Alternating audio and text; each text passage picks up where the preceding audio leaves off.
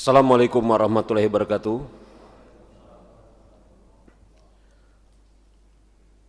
Alhamdulillah hamdan katsiran thayyiban barakan fih kama yuhibbu rabbuna wa yarda.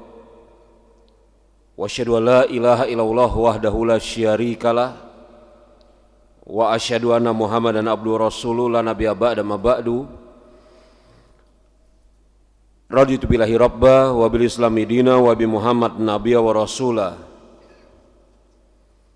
Segala puja dan puji kita panjatkan kepada Allah Subhanahu wa taala, Rabb semesta alam yang memberikan kepada kita banyak sekali nikmat. Nikmat Islam, nikmat iman, nikmat sehat walafiat, dan nikmat pada hari ini Allah Subhanahu wa taala kembali mempertemukan kita di Masjid Husnul Khotimah ini, dan kita meminta kepada Allah Subhanahu wa taala mudah-mudahan pertemuan kita ini adalah pertemuan yang Allah Subhanahu wa taala cintai, pertemuan yang akan menambah ilmu, keimanan, dan menambah amal-amal soleh kita. Dan apabila nanti kita berpisah perpisahan yang Allah Subhanahu wa taala ridhoi, perpisahan dalam keadaan semakin bertambah baik, Allahumma amin. Jemaah rahimani wa rahimakumullah, ketahuilah bahwa sekarang kita sedang berada di dalam salah satu di antara 4 bulan haram. Kita sekarang sedang berada di salah satu di antara 4 bulan haram, bulan Zulqa'dah. Bulan yang Allah Subhanahu wa taala dan Rasulnya muliakan. Bulan Zulqa'dah, bulan Zulhijjah, dan bulan Muharram. 3 bulan haram yang datang berturut-turut. Sedangkan bulan haram yang keempat adalah bulan Rajab. Bulan Zulqa'dah, bulan Zulhijjah, dan bulan Muharram adalah bulan haram yang khususnya di bulan Zulhijjah ada ibadah yang sangat besar, ibadah yang merupakan salah satu di antara rukun Islam, yakni ibadah haji. Orang-orang Arab semenjak zaman jahiliyah, mereka mengagungkan bulan haram Zulqa'dah 1 bulan sebelum Zulhijjah, dan bulan Muharram 1 bulan setelah bulan Zulhijjah. Mereka menghentikan peperangan, mereka mengadakan gencatan senjata, mereka berdamai, menjadikan Jaziratul Arab sebagai tempat yang kondusif. Kenapa? Karena di bulan Zulhijjah, tepatnya mulai di tanggal 8 sampai hari-hari tasyrik di tanggal 13 Zulhijjah, manusia dari berbagai macam penjuru datang ke Mekah untuk mengerjakan ibadah haji. Ibadah haji adalah ibadah yang telah melampaui umurnya kaum muslimin, umatnya Rasulullah SAW. Karena ibadah haji yang pertama kali melakukan manasik dan memanggil manusia untuk melakukannya adalah Nabi Ibrahim alaihissalam. Jadi ibadah haji telah dikenal semenjak zaman Nabi Ibrahim alaihissalam dan terus dilakukan oleh manusia, walaupun kemudian apa yang mereka lakukan dipenuhi dengan berbagai macam penyimpangan. Mereka tawaf sambil bertepuk tangan, tawaf sambil telanjang, ataupun yang semisalnya, na'udzubillah summa na'udzubillah. Tetapi kemudian datang Rasulullah SAW membawa petunjuk rahmat bagi semesta alam, meluruskan kesalahan-kesalahan tersebut dan mengembalikan ibadah haji sebagaimana ibadah yang pernah dikerjakan oleh Nabi Ibrahim alaihissalam. Ibadah haji adalah ibadah yang agung, yang kaum muslimin seluruhnya bercita-cita dan berkehendak untuk mengerjakannya. Maka bagi Anda yang menunggu keberangkatan di tahun ini, karena mungkin ada di antara Anda yang menunggu keberangkatan di tahun ini, maka jangan lupakan sertakan kami di dalam doa-doa Anda sekalian. Mudah-mudahan Allah Subhanahu wa taala menjadikan kami juga mudah untuk mengerjakan ibadah haji, Allahumma amin. Adapun yang sedang menunggu keberangkatan di tahun ini, maka pergunakanlah momentum tersebut dengan sebaik-baiknya. Adapun yang sedang menyimpan kerinduan untuk pergi beribadah haji atau menunggu tahun-tahun yang akan datang, menunggu gilirannya, maka di bulan Zulhijjah juga ada amal ibadah besar yang Allah Subhanahu wa taala hadirkan bagi kaum muslimin, yakni puasa Arafah, yakni menyembelih ibadah kurban, yakni mengerjakan sholat Idul Adha dan yang selainnya. Akan tetapi pada kesempatan malam hari ini saya akan menjelaskan sedikit hikmah dari ibadah yang sangat agung, ibadah menyembelih binatang kurban. Jemaah rahimani wa rahimakumullah, binatang kurban, menyembelih kurban, para ulama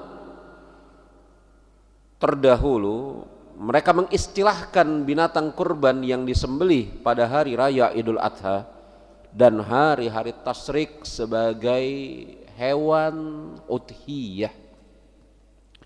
Maka Anda bisa lihat misalnya Al-Imam Al-Bukhari rahimahullahu ta'ala di dalam kitab sahihnya, beliau memberikan suatu judul bab Kitabul Adohi, yakni kitab penyembelihan hewan pada hari raya Idul Adha dan hari-hari tasyrik.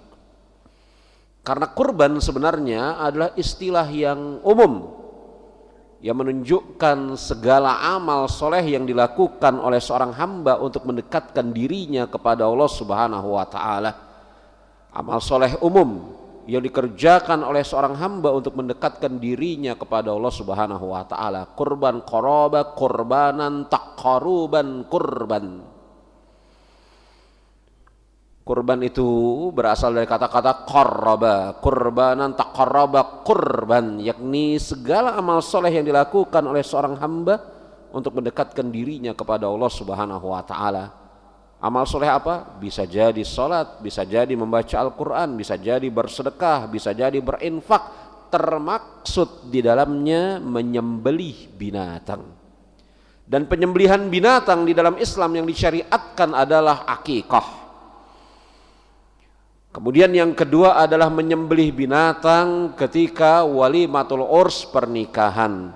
Dan yang ketiga menyembelih binatang ketika hari raya Idul Adha dan hari-hari tasyrik. Itulah binatang kurban yang mendapatkan istilah khusus al-udhiyah. Menyembelih binatang kurban di hari raya Idul Adha dan hari-hari tasyrik memiliki hikmah yang sangat banyak. Di antara hikmahnya adalah yang pertama, memperkuat keimanan dan kepercayaan seorang hamba kepada Allah Subhanahu wa ta'ala. Kita mengetahui konsep Ahlus Sunnah wal Jamaah bahwasanya keimanan adalah ucapan, perbuatan dan keyakinan yang bisa bertambah dengan ketaatan dan bisa berkurang dengan kemaksiatan. Maka jemaah rahimani wa rahimakumullah, ketika seseorang berkurban dan dia adalah amal soleh, maka diharapkan dengan kurbannya dia bisa meningkatkan derajat keimanannya di hadapan Allah Subhanahu wa ta'ala. Sekaligus juga ditinjau dari sisi yang lain, dia bersamaan dengan itu mempercayai dan mengimani perintah Allah Subhanahu wa ta'ala. Kita mengetahui jemaah rahimani wa rahimakumullah, ibadah kurban tidak bisa dilepaskan dari kisah agung, kisah Nabi Ibrahim alaihissalam dan anaknya Nabi Ismail.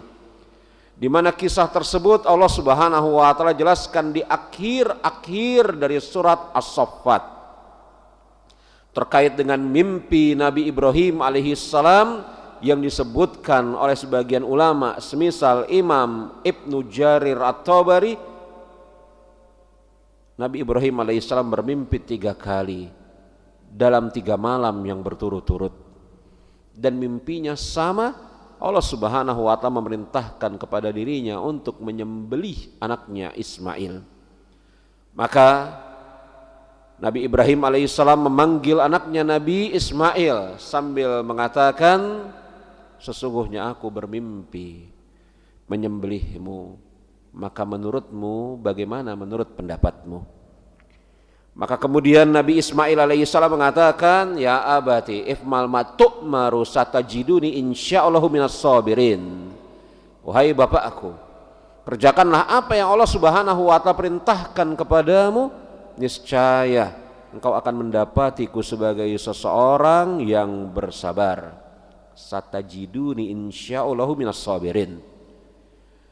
Wahai bapakku, kerjakanlah apa yang Allah Subhanahu wa taala perintahkan kepada dirimu, maka niscaya engkau akan menjumpai aku sebagai orang yang bersabar. Maka kisah penyembelihan dalam tanda kutip Nabi Ismail alaihissalam, yang setelah itu Allah Subhanahu wa taala ganti Nabi Ismail alaihissalam dengan seekor kibas kambing yang sangat besar, fadadainahum bidzibhin azim, maka kami gantikan dia dengan kibas sembelihan yang sangat besar, kata Allah Subhanahu wa taala. Itu menjadi landasan dari ibadah penyembelihan hewan udhiyah, hewan kurban di hari raya Idul Adha dan hari-hari tasyrik. Jemaah rahimani wa rahimakumullah, penyembelihan ibadah kurban ini meningkatkan keimanan dan kepercayaan kita kepada Allah Subhanahu wa taala, bahwasanya Allah Subhanahu wa taala telah memerintahkan kepada kaum muslimin, sebagaimana Rasulullah sallallahu alaihi wasallam telah memerintahkan kepada kaum muslimin untuk menyembelih kurban. Asalnya adalah kisah Nabi Ibrahim alaihissalam. Saya pernah menjumpai, ini kisah saya secara pribadi, ketika saya menceritakan bahwasanya asal muasal dari ibadah kurban adalah perintah Allah Subhanahu wa taala kepada Nabi Ibrahim untuk menyembelih anaknya Nabi Ismail. Tiba-tiba kemudian ada salah seorang di antara jemaah yang menyela pembicaraan saya sambil mengatakan, mustahil itu Ustadz. Kemudian saya katakan, kenapa mustahil Pak? Bagaimana mungkin Allah Subhanahu wa taala memerintahkan kepada seorang ayah untuk menyembelih anaknya? Dan ini kejadian ketika saya sampaikan ini di suatu majelis beberapa tahun yang lalu. Ketika saya sampaikan ini di suatu majelis beberapa tahun yang lalu, belum selesai saya mengucapkannya, belum selesai saya menjelaskannya, apalagi telah dibuka sesi tanya jawab, ada seseorang yang mengatakan langsung menyela pembicaraan saya, mustahil itu Ustadz. Kenapa Pak mustahil? Bagaimana mungkin Allah Subhanahu wa taala Maha Pengasih lagi Maha Penyayang memerintahkan seorang ayah menyembelih anaknya? Saya katakan, itu ada di dalam surat As-Saffat Pak. Apa yang Bapak katakan sebagai sesuatu yang mustahil itu ada di dalam Al-Quranul Karim, di dalam surat As-Saffat. Maka berlalulah Bapak tersebut, yakni tidak mendebat saya atau tidak menanggapi ucapan saya setelah itu berlalu. Yang ingin saya sampaikan kepada Anda jemaah rahimani wa rahimakumullah, ada sebagian di antara kaum muslimin beragama Islam memiliki keraguan terhadap hal-hal seperti ini. Memiliki prasangka-prasangka, keraguan-keraguan terhadap hal-hal seperti ini. Dan itu saya alami sendiri. Ada orang yang gak percaya bahwasanya Allah Subhanahu wa taala memerintahkan kepada Nabi Ibrahim untuk menyembelih anaknya Nabi Ismail. Walaupun Allah Subhanahu wa taala Maha mengetahui. Para ulama mengatakan, mengapa Allah Subhanahu wa taala memerintahkan kepada Nabi Ibrahim untuk menyembelih Nabi Ismail? Untuk apa? Maka telah dijawab oleh para ulama sebagaimana ucapan Imam Ibnu Qayyim Al-Jauziyah rahimahullahu taala, bahwasanya ini untuk membenarkan dan membuktikan kebenaran ucapan dan pengakuan Nabi Ibrahim alaihissalam bahwasanya dia hanya mencintai dan mengunggulkan rasa cintanya kepada Allah Subhanahu wa taala saja. Jemaah rahimani wa rahimakumullah, semua orang boleh saja, dan memang kalau dia seorang Islam wajib mengucapkan saya cinta kepada Allah Subhanahu wa taala. Boleh saja seseorang, apalagi dia seorang muslim, mengucapkan kalimat saya mencintai Allah Subhanahu wa taala. Tetapi ucapan semata-mata ucapan kalau belum bisa dibuktikan sebagai suatu kebenaran. Maka Nabi Ibrahim alaihissalam mengucapkan saya mencintai Allah Subhanahu wa taala, engkau adalah Rabbku, engkau adalah sesembahanku. Tapi kemudian ucapan Nabi Ibrahim alaihissalam, engkau adalah Rabbku, engkau adalah sesembahanku, engkau adalah zat yang paling aku cintai, itu kan mengharuskan adanya pembuktian. Bagaimana cara membuktikannya? Allah Subhanahu wa taala hadirkan ujian kepada Nabi Ibrahim alaihissalam. Apakah betul bahwasanya Allah Subhanahu wa taala adalah zat yang paling dia cintai, ataukah kemudian cintanya Nabi Ibrahim alaihissalam kepada Allah Subhanahu wa taala telah menjadi mendua, atau dia, yakni Nabi Ibrahim alaihissalam, telah mendahulukan cintanya kepada anak keturunannya dibanding Allah Subhanahu wa taala. Karena seorang muslim tidak boleh menjadikan cintanya kepada sesuatu selain Allah Subhanahu wa taala sama, apalagi melebihi cintanya kepada Allah Subhanahu wa taala, siapapun itu, siapapun dia. Saya ulangi sekali lagi. Seorang muslim tidak boleh mencintai sesuatu selain Allah Subhanahu wa taala dengan kadar yang sama, apalagi lebih. Sesuatu itu bisa jadi apa atau siapa. Karena Allah Subhanahu wa taala telah mensifatkan orang-orang yang beriman, apa kata Rabbuna tabaraka wa taala, allazina amanu asyaddu hubbalillah. Adapun orang-orang yang beriman, maka sangat amat besar rasa cintanya kepada Allah Subhanahu wa taala. Orang-orang yang beriman amat sangat besar rasa cintanya kepada Allah Subhanahu wa taala. Allazina amanu asyaddu hubbalillah. Adapun orang-orang yang beriman amat sangat besar rasa cintanya kepada Allah Subhanahu wa taala. Seorang muslim tidak boleh mendahulukan rasa cintanya kepada apa atau siapa dibanding Allah Subhanahu wa taala. Dia harus lebih mendahulukan rasa cintanya kepada Allah Subhanahu wa taala dibanding apa atau siapa. Bukankah begitu kata Allah Subhanahu wa taala, la tuqaddimu baina yadayillahi wa rasulih. Ya ayyuhallazina amanu la tuqaddimu baina yadayillahi wa rasulih. Wahai orang-orang yang beriman, janganlah engkau mendahulukan Allah dan Rasulnya dibanding apapun, siapapun juga. Allah Subhanahu wa taala uji Nabi Ibrahim alaihissalam. Apakah betul rasa cintanya kepada Allah Subhanahu wa taala itu lebih dibanding rasa cintanya bahkan kepada anak dan istrinya? Kalau kepada istrinya telah terbukti jemaah, rasa cintanya Nabi Ibrahim kepada istrinya itu tidak lebih besar daripada rasa cintanya Nabi Ibrahim kepada Allah Subhanahu wa taala, itu telah terbukti. Di mana pembuktiannya? Kita ini sebagai laki-laki, Pak. Kita ini sebagai laki-laki yang normal, saya tidak cerita laki-laki yang enggak normal. Kita ini sebagai laki-laki yang normal, kita cinta sama istri kita, betul? Kita cinta kepada anak kita. Allah Subhanahu wa taala hadirkan ujian, apalagi istrinya Nabi Ibrahim yang namanya Sarah, yang menemani Nabi Ibrahim alaihissalam pergi dari suatu tempat menuju ke tempat yang lain. Ketika terjadi apa yang namanya peristiwa Nabi Ibrahim alaihissalam, Allah Subhanahu wa taala selamatkan dari Namrud, bara api yang sangat besar yang dikumpulkan oleh seorang raja untuk membakar Nabi Ibrahim. Maklum itu ya. Perempuan yang menemani seorang laki-laki yang susah, perempuan yang menemani, seorang istri yang menemani seorang suami yang dalam keadaan susah, itu sangat dicintai oleh suaminya. Betul gak? Ya, kalau menemani di saat senang, siapapun mau nemenin. Laki-laki yang dalam keadaan senang, siapapun banyak yang hendak menemaninya. Tapi laki-laki dalam keadaan sulit, maka perempuan-perempuan terpilih yang mau menemaninya.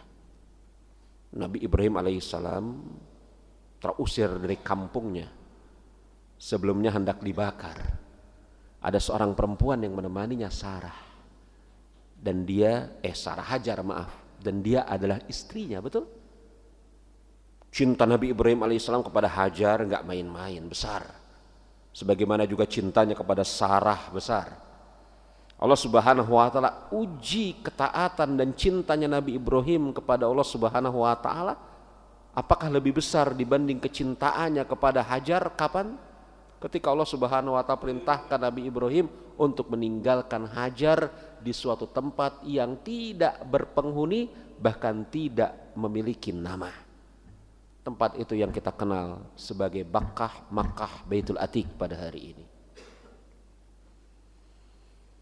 Maka bagi laki-laki istri, bagi laki-laki anak, adapun istrinya telah teruji. Nabi Ibrahim lebih besar cintanya kepada Allah. Sekarang ujian anak. Maka terbukti juga bahwasanya cintanya Nabi Ibrahim alaihissalam lebih besar kepada Allah Subhanahu wa taala bahkan dibanding anaknya. Tapi Allah Subhanahu wa taala memang mengetahui apa yang akan terjadi. Sebagaimana Allah Subhanahu wa taala pun memang tidak menghendaki Nabi Ismail alaihissalam disembelih oleh bapaknya Ibrahim. Maka Allah Subhanahu wa taala gantikan Ismail alaihissalam dengan seekor kambing kibas yang sangat besar setelah terbukti rasa cintanya Nabi Ibrahim alaihissalam sangat besar kepada Allah Subhanahu wa taala. Sebenarnya Allah tidak perlu pembuktian, jemaah. Allah Maha mengetahui. Anda kan mungkin akan mendatangkan suatu pertanyaan, Allah kan Maha mengetahui. Iya, lalu mengapa Allah menguji? Itu kan Anda akan mendatangkan pertanyaan seperti itu kan? Allah Maha mengetahui, iya. Mengetahui apa yang akan terjadi, iya. Lalu kenapa Allah menguji Nabi Ibrahim? Apakah itu menunjukkan Allah tidak mengetahui peristiwa yang akan terjadi? Allah mengetahui. Lalu untuk apa ujian kepada Nabi Ibrahim? Sebagai ibrah, hikmah buat kita.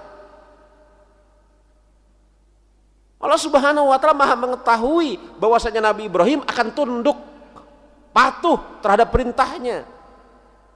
Sebagaimana juga Allah Subhanahu wa taala Maha mengetahui ini anak, yakni Ismail, yang disifatkan sebagai fabasyarnahu bi ghulamin halim.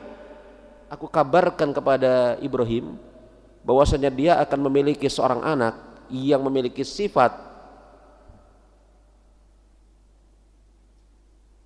halim. Allah Maha tahu. Allah juga Maha tahu bahwasanya sang anak ini ketika ditanya oleh ayahnya, menurutmu bagaimana menurut pendapatmu? Sang anak akan mengatakan, lakukan apa yang Allah perintahkan kepadamu, wahai ayah. Engkau akan mendapati aku sebagai orang yang bersabar. Allah Maha tahu itu. Tapi pengetahuan Allah tetap akan menjadi pengetahuan Allah. Kalau peristiwa ini tidak terjadi, dari mana kita bisa mengambil ibrah, pelajaran? Pelajaran pengorbanan rasa cinta seorang hamba terhadap Allah Subhanahu wa taala. Kita ini sebagai seorang muslim, umat Rasulullah sallallahu alaihi wasallam, ini patut bersyukur, jemaah.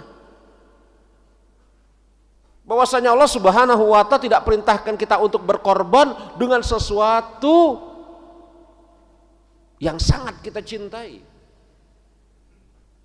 Tadi telah saya katakan bahwasanya bagi seorang laki-laki yang paling dia cintai istri atau anaknya. Itulah yang Allah Subhanahu wa taala perintahkan kepada Nabi Ibrahim alaihissalam. Bagi umat Nabi Musa alaihissalam, maka pengorbanan yang tertinggi ketika habis melakukan perbuatan dosa dan bertaubat, yakni umat Nabi Musa alaihissalam, orang-orang Yahudi, apabila kemudian mereka melakukan perbuatan dosa dan bertaubat, maka taubat mereka tidak bisa menjadi nasuha kecuali dengan cara apa? Faqtulu anfusakum. Dengan cara apa? Bunuh diri kalian. Allah Subhanahu wa ta'ala tidak memerintahkan kita membunuh diri kita sebagai suatu bentuk peribadatan kepadanya. Orang-orang Yahudi, umatnya Nabi Musa, apabila melakukan suatu perbuatan dosa dan hendak bertaubat, maka bertaubatlah dia. Taubatnya tidak akan mungkin bisa menjadi nasuha kecuali melengkapi dengan faqtulu anfusakum. Jadi orang-orang Yahudi yang ada di sana, yang mereka melakukan perbuatan dosa, kalau mau bertaubat, maka syaratnya harus membunuh diri mereka sendiri. Memang Yahudi-Yahudi itu yang ada sekarang ini di muka bumi ini, mereka telah jauh dari ajaran agamanya Nabi Musa alaihissalam. Jauh. Nabi Musa alaihissalam telah mengatakan apa yang dia dapatkan dari Rabb Tabaraka wa Ta'ala ketika orang-orang Yahudi ini hendak bertaubat.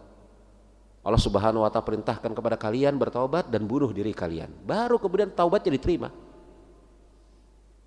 Jadi mereka ini, orang-orang Yahudi ini, memang orang-orang yang jauh dari syariatnya Nabi Musa alaihissalam. Allah Subhanahu wa Ta'ala tidak perintahkan kita sebagai suatu bentuk peribadatan kita kepada Allah Subhanahu wa Ta'ala untuk membunuh diri kita. Bahkan membunuh diri sendiri di dalam syariat Islam adalah tindakan yang haram, dosa besar. Sebagaimana Allah Subhanahu wa Ta'ala tidak perintahkan kita untuk membunuh anak kita. Sebagaimana kemudian syariat yang Allah Subhanahu wa Ta'ala turunkan kepada Nabi Ibrahim, walaupun kemudian kisahnya bergeser. Sebagaimana suatu bentuk kesempurnaan kasih sayang rahmat Allah Subhanahu wa Ta'ala kepada kaum muslimin. Allah Subhanahu wa Ta'ala tidak perintahkan kita untuk kemudian membakar harta-harta rampasan perang. Tetapi harta rampasan perang boleh dinikmati, boleh dibagi.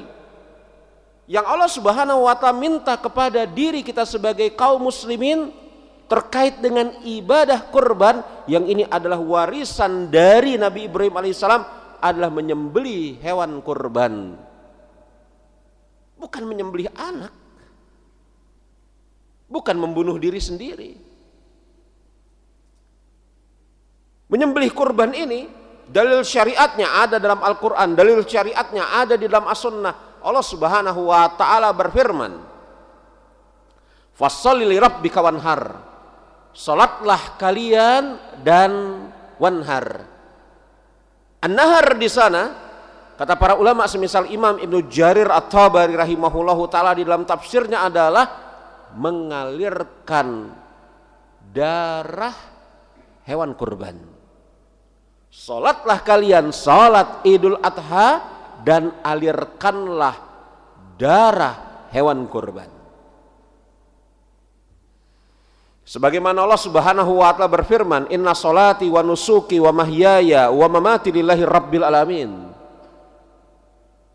Sesungguhnya salatku dan nusukku serta hidupku dan matiku hanya untuk Rabb semesta alam. An-nusuk di sana, maka maknanya itu ada dua. Yang pertama, an-nusuk adalah prosesi ibadah haji atau umrah. Prosesi yakni pelaksanaan step by step, langkah-langkah ibadah haji dan ibadah umrah. An-nusuk, makanya Rasulullah SAW mengatakan, khuzzu anni manasikakum, khuzzu anni manasikakum, ambil dari sisiku manasik haji kalian. Khudzu anni manasikakum an-nusuk. Yakni an-nusuk di sana maknanya yang pertama adalah prosesi ibadah haji atau umrah, step by stepnya, langkah demi langkahnya. Makanya saya sering katakan jemaah, ada hal yang mungkin harus diperbaiki dari ucapan yang telah beredar di sebagian besar. Mau pergi kemana Pak? Manasik umroh. Mau pergi kemana? Manasik haji. Ini secara istilah agak janggal. Manasik umroh atau manasik haji itu adalah prosesi ibadah umroh dan prosesi ibadah haji. Kalau ibadah haji mulai dari tanggal 8 sampai tanggal 13 atau 14. Adapun yang dilakukan di hotel, di lapangan, itu bukan manasik haji, manasik umroh, latihan. Ya tapi ini enggak masalah lah ya. Tapi kalau kita mau tempatkan, lafadz manasik itu sebenarnya adalah ibadah itu sendiri. Mau kemana? Manasik haji. Mau kemana? Manasik umroh. Manasik itu ibadah itu sendiri. Ya, ini sebagai suatu bentuk informasi saja. Adapun yang kedua, inna sholati wa nusuki, an-nusuk di sana adalah sembelihan binatang kurban. Lafadz nusuk sebagai sembelihan binatang kurban, ini jelas dalam hadis riwayat Al-Imam At-Tirmizi. Makanya jemaah rahimani wa rahimakumullah, para ulama semisal Imam At-Tirmizi, kalau Imam Bukhari tadi Kitabul Udhiyah, Kitabul Adahi, adapun Imam At-Tirmizi memberikan judul bab Kitab An-Nasikah. An-Nasikah itu adalah hewan yang disembelih pada hari raya Idul Adha dan hari-hari tasyrik. An-nusuk itu dua macam. Dan Rasulullah SAW mengatakan, Rasul mengatakan, man kana lahu sa'atun walam yudohi fala taqrabana musholada. Siapa yang memiliki kelapangan akan tetapi dia tidak menyembelih hewan kurban, maka jangan dekat-dekat tempat sholat kami. Hadis sahih riwayat Imam Muslim. Saya harus katakan, jangan sampai salah paham terhadap hadis ini. Maknanya adalah siapa yang memiliki kelapangan akan tetapi tidak menyembelih hewan kurban, maka jangan dekat-dekat tempat sholat kami. Bukan berarti orang tersebut terbebas dari kewajiban mengerjakan sholat Idul Adha. Itu keliru.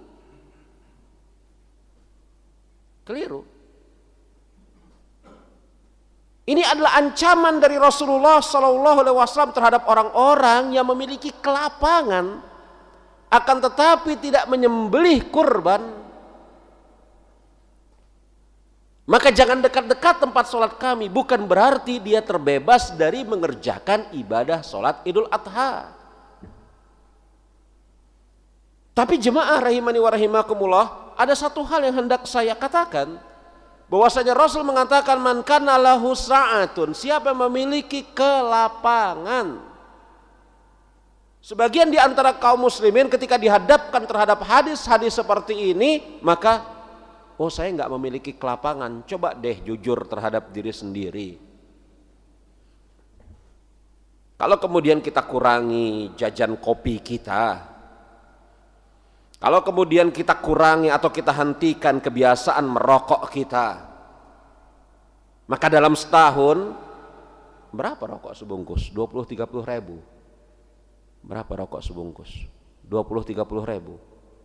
20 atau 30 ribu. 30 ribu lah. Sebulan 900 ribu. Kalau sehari sebungkus 900 ribu ya, sejuta. Setahun 12 juta ya. Jadi 3 kambing besar itu. Tiba-tiba kemudian mereka katakan gak sanggup, gak memiliki kelapangan. Coba kita jujur terhadap diri kita sendiri. Allah Subhanahu wa ta'ala dan Rasulnya perintahkan kita untuk menyembelih Allah dan Rasulnya perintahkan kita untuk menyembelih kurban, terlepas dari apakah hukumnya wajib atau sunnah. Allah Subhanahu wa taala perintahkan kita untuk menyembelih kurban terlepas dari hukumnya wajib atau sunnah. Dan Allah tidak pernah perintahkan kita untuk merokok. Kenapa terhadap apa yang Allah Subhanahu wa taala perintahkan dan Rasulnya perintahkan kita merasa tidak sanggup? Terhadap apa yang tidak Allah Subhanahu wa taala perintahkan kita sanggup. Coba deh jujur terhadap diri sendiri. Saya beberapa waktu yang lalu katakan ketika memberikan yakni motivasi kepada sebagian, jadi ada beberapa orang yang saya kenal, mereka saya betul-betul iri terhadap orang-orang ini. Ada beberapa orang yang saya kenal secara pribadi, ternyata mereka akan berangkat haji di tahun ini. Mereka menghubungi saya, Ustadz, bisa gak kita ketemu? Mau ngapain ketemu nih? Makan. Oh, ajakan makan gak boleh ditolak ya Pak ya. Siap gitu kan. Ketemu saya. Mereka berkumpul 4-5 orang dengan istri-istrinya. Ya. Dan mereka cerita, Ustadz kami berangkat haji tahun ini, Masya Allah. Mohon doanya, ente kagak salah. Masa ente mau berangkat haji pergi ke tanah haram, di Arafah minta doa sama saya. Saya yang ada di Ciangsana, saya yang ada di Cibubur, ada di Tanjung Barat. Masa ente yang ada di sana minta doa sama saya minta doa kepada Anda. Enggak begitu Ustadz, jangan gitu. Coba beri kami motivasi, jadilah. Karena dia telah berbuat baik kepada saya, yakni mengundang makan saya, dan dia minta motivasi, saya motivasi. Kita jeda untuk azan terlebih dahulu.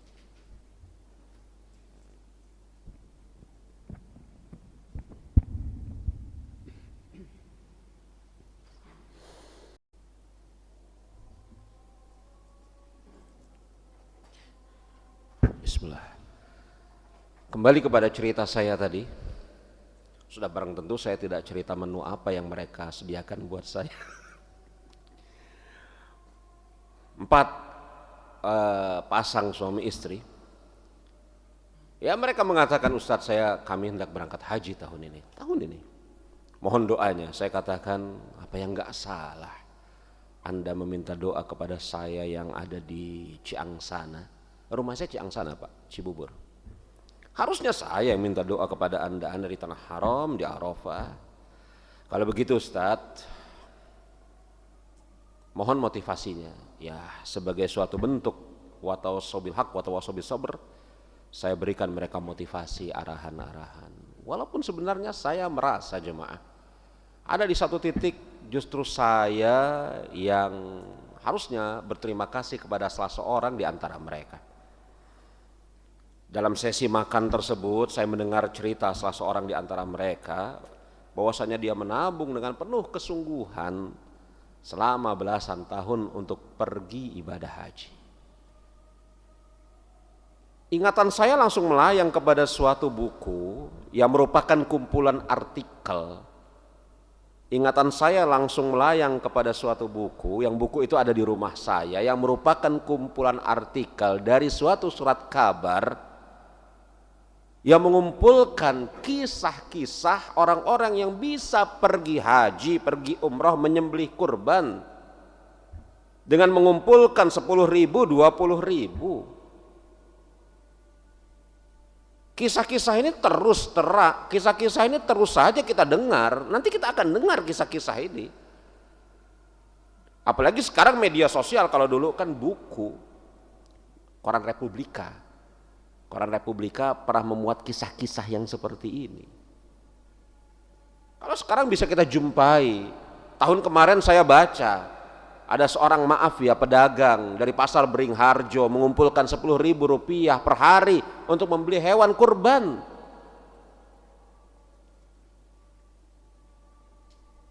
Coba kita jujur terhadap diri kita sendiri. Allah Subhanahu wa ta'ala tidak meminta kita untuk berkorban dengan anak kita, dengan diri kita, dengan istri kita.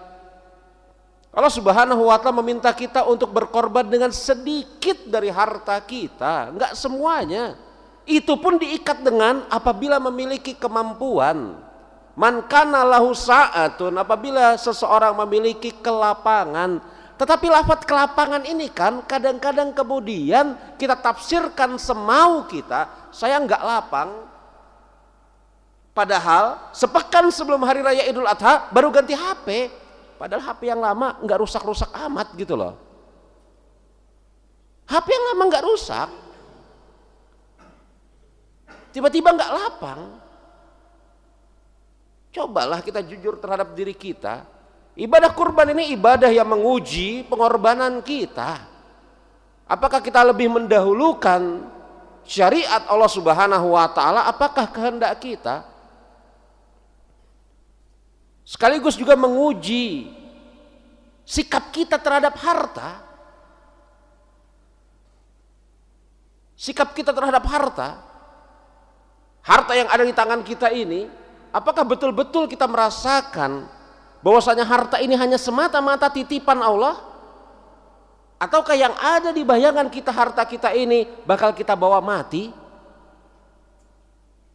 Kalau hanya semata-mata titipan Allah Subhanahu wa taala, maka apa sulitnya bagi kita untuk mengeluarkannya? Harusnya kan seperti itu. Makanya jamaah rahimani wa rahimakumullah, ibadah kurban ini memiliki berbagai macam dimensi, hikmah. Di antaranya memperkuat ukhuwah Islamiyah.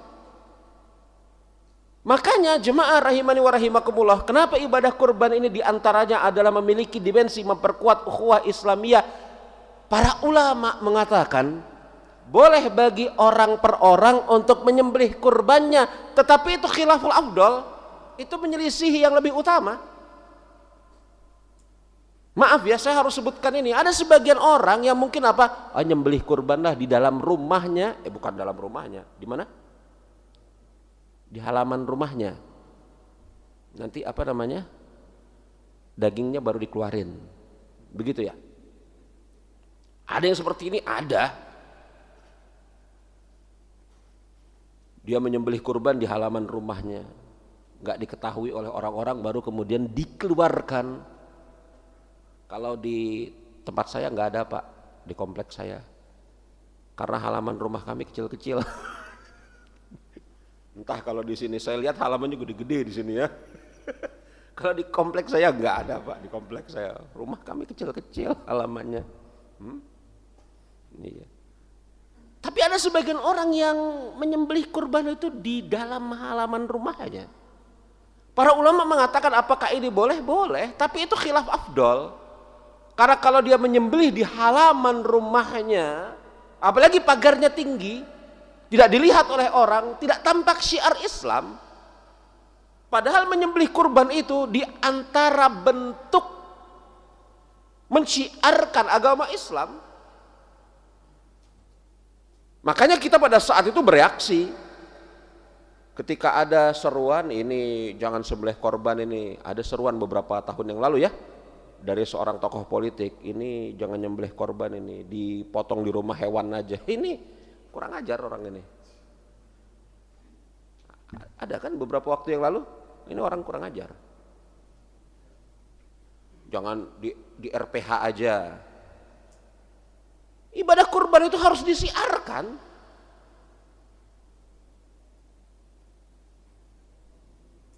Betul kan ada ya? Ya, beberapa tahun yang lalu, ini jangan di mana? Jangan ya daripada kemudian halaman apa namanya? Halamannya kotor segala macam. Kita sebagai kaum muslimin nggak merasa apa? Nggak merasa ada masalah kok dengan itu, kok dia menjadi merasa ada masalah. Kalau ada sebagian kaum muslimin, nah ini juga nih saya hendak menghimbau kepada bapak-bapak yang ada di Tanjung Mas ini ya. Ini masjid jadi kotor, syiar Islam. Masjid jadi kotor, bau kambing segala macam. Setahun sekali syiar Islam, terima dengan senang hati. Syiar Islam. Ini masjid kotor. Ya masjid kotor itu kan pinggirannya ya. Jangan juga ngotorin apa namanya? Karpetnya jangan. Jangan habis nyembelih korban kakinya kotor masuk ke karpetnya, jangan. Kalau kayak gitu diomelin sama Bapak Ketua DKM ya wajar. Tapi kalau pinggiran-pinggirannya, halaman-halamannya ada darah, ada kotoran, setahun sekali Syiar Islam tampak. Biarkan orang-orang kafir, orang-orang munafik sebel, kesal, biarkan. Orang Islam ini yakni apa? Kejam, membunuhi binatang, sapi, kambing. Kalau ada orang-orang yang ngomong kayak gini, katakan, "Dah, kami membunuh binatang, kalian membunuh saudara-saudara kami di Palestina. Kalian pikir gimana? Kami ini membunuh binatang yang gak kami makan, kami sedekahkan. Kalian membunuh saudara-saudara kami di Palestina. Kalian mau bilang kami kejam? Jangan kemakan sama omongan-omongan kayak gitu. Kembali lagi, ini ukhuwah Islamiyah. Oh, kaum muslimin berkumpul, anak-anak lari-larian, bapak-bapak siap-siap masak, bakar sate. Ukhuwah Islamiyah yang gak kenal saling mengenal. Momentum setahun sekali. Hikmah yang luar biasa dari ibadah kurban. Saya sebutkan di antaranya, tadi sudah 4 yang saya sebutkan. Yang saya sudah sebutkan yakni yang pertama memperkuat keimanan dan kepercayaan. Yang kedua, bukti seorang pengorbanan seorang hamba di hadapan Allah Subhanahu wa taala. Yang ketiga, menimbulkan rasa syukur kepada Allah Subhanahu wa taala. Yang keempat, memperkuat menjalin ukhuwah Islamiyah. Dan yang kelima, mendidik jiwa agar bisa menjadi dermawan. Yang keenam, menunjukkan yakni ketaatan dan rasa tawakal kepada Allah Subhanahu wa taala, dan yang selainnya. Setidaknya saya catat ada 10 manfaat ibadah kurban, dan tadi telah saya sampaikan 3 di antaranya secara mendetail, 3 secara cepat, dan masih ada 4 yang belum saya sampaikan. Ada yang mau ditanyakan? Saya persilahkan. Iya. Silahkan. Assalamualaikum warahmatullahi wabarakatuh. Waalaikumsalam warahmatullahi wabarakatuh. Saya ingin bertanya, di suatu kampung yang terpencil itu masih pemahaman ilmunya itu masih dangkal gitu. Nah, jadi mereka di sana itu melakukan pemotongan hewan itu, menyembelih itu dengan seperti ayam gitu. Apakah boleh? Gimana caranya menyembelih seperti ayam? Maksudnya dia ganti misalnya kambing gitu. Kan kalau dalam Islam disyariatkan kambing gitu. Tapi karena yang disembelih ayam. iya, karena di kampung gitu pemahaman ilmu itu masih minim gitu. Iya. Apakah bagaimana hukumnya, Tad? Oh, yang disembelih ayam. Iya. Bukan menyembelih seperti ayam. Iya. Ya. Jadi sembelih. Terima kasih. Binatang kurban itu min bahimatil al-an'am, kata Allah Subhanahu wa taala. Min bahimatil al-an'am, dari hewan ternak. Ustadz, ayam diternak pada hari ini. Loh, kita harus kembali kepada makna bahimatul al-an'am di dalam ayat itu apa? Apa yang diternak oleh orang Arab pada saat itu? Yang diternak oleh orang Arab pada saat itu adalah sapi, kambing, dan unta. Maka sapi, kambing, dan unta lah yang kemudian sah dan diperbolehkan untuk dijadikan hewan kurban. Selain sapi, kambing, dan unta tidak boleh. Makanya dalam hadis riwayat Imam Muslim, Rasul mengatakan adapun unta untuk bersepuluh, ya kan? Unta untuk bersepuluh, adapun sapi untuk bertujuh, adapun kambing untuk seseorang. Rasul tidak sebutkan ayam, tidak sebutkan juga bebek, lele, enggak. Walaupun ayam, bebek, lele pada hari ini mungkin sebagian di antara kita menjadikan itu sebagai hewan ternak. Ustadz, ini komplek ini sudah banyak yang darah tinggi. Kalau dipotong kambing banyak yang naik tensinya. Kita ganti sajalah sama ayam. Maksudnya toh sama, nggak bisa. Nggak bisa. Nggak bisa dianalogikan seperti itu. Itu sama saja menganalogikan muter-muterin suatu tempat di pasar minggu dianggap tawaf. Nah, kan ada ketawa kan, nggak boleh kan? Kan yang penting muter 7 kali, nggak mesti di Ka'bah. Ya di mana kek gitu, nggak bisa. jenisnya sudah ditentukan, tempatnya sudah ditentukan, nggak bisa. Jadi kalau belum mampu menyembelih kambing, sapi atau unta, maka jangan disembelih. Tapi saya rasa orang kampung mampu. Lah dari kecil melihara kambing, ya kan?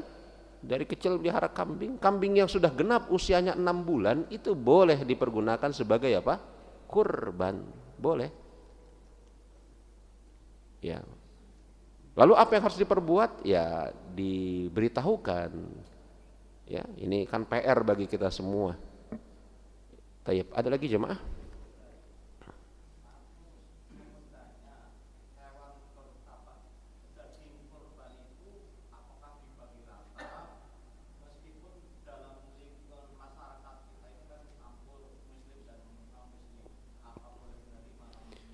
Yang paling utama untuk diberikan adalah kaum muslimin terlebih dahulu. Itu yang paling utama untuk diberikan. Kaum muslimin yang paling utama untuk diberikan.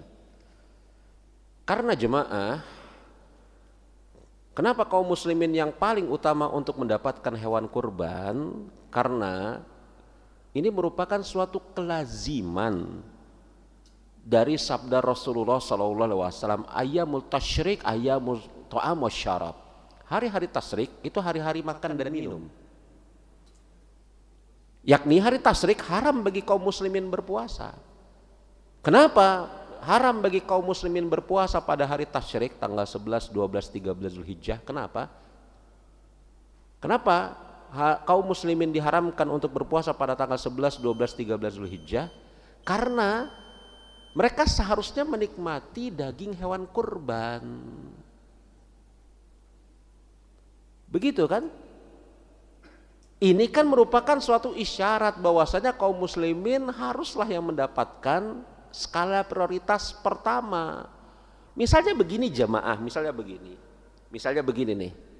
Kita punya satu bungkus ya. Satu bungkus apa? Daging kurban. Kita punya tetangga, satu muslim, satu kafir. Ya, satu muslim, satu kafir. Mana yang harus kita didahulukan? Kalau kemudian Anda mendahulukan orang kafir, maka orang muslim ini tidak mendapatkan apa hikmahnya dia dilarang makan, apa hikmahnya dia dilarang untuk berpuasa pada hari tasyrik? Dia nggak dapat kok. Masuk nggak nalar saya? Masuk ya? Anda punya satu bungkus nih, satu bungkus. Kemudian di sana ada orang kafir, ada orang muslim. Kemudian Anda berikan kepada orang kafir. Lalu orang muslim ini, apa hikmahnya dia dilarang untuk berpuasa di hari tasyrik? Dia nggak dapat apa yang bisa dimakan kok. Dia dilarang untuk berpuasa pada hari tasyrik supaya bisa makan dan minum, makanya dia diprioritaskan untuk mendapatkan. Kalau seluruh kaum muslimin sudah mendapatkan, maka bolehlah kita lihat orang-orang yang tidak Islam. Boleh? Boleh. Memberikan daging kurban kepada orang yang tidak muslim boleh. Tapi mereka bukan skala prioritas. Boleh. Begitu ya? Tayyib. Saya rasa kita cukupkan sampai di sini. Saya punya tulisan jemaah, tulisan saya berjudul Fikih Udhiyah. Di dalam tulisan saya yang berjudul Fikih Udhiyah itu saya bahas terkait dengan fikih ibadah kurban. Ya pertanyaan-pertanyaan seperti tadi itu, menyembelih ayam atau tadi itu bolehkah memberikan daging kurban kepada orang kafir? Insya Allah alhamdulillah saya telah jawab di tulisan tersebut. Bagi yang mau tulisan tersebut dalam versi PDF-nya nanti ba'da sholat silahkan ngomong ke saya ba'da sholat isya insyaallah. Kita tutup dengan mengucapkan subhanakallahumma wa bihamdika asyhadu an la ilaha illa anta astaghfiruka wa atubu ilaik. Alhamdulillahirabbil alamin. Assalamualaikum warahmatullahi wabarakatuh.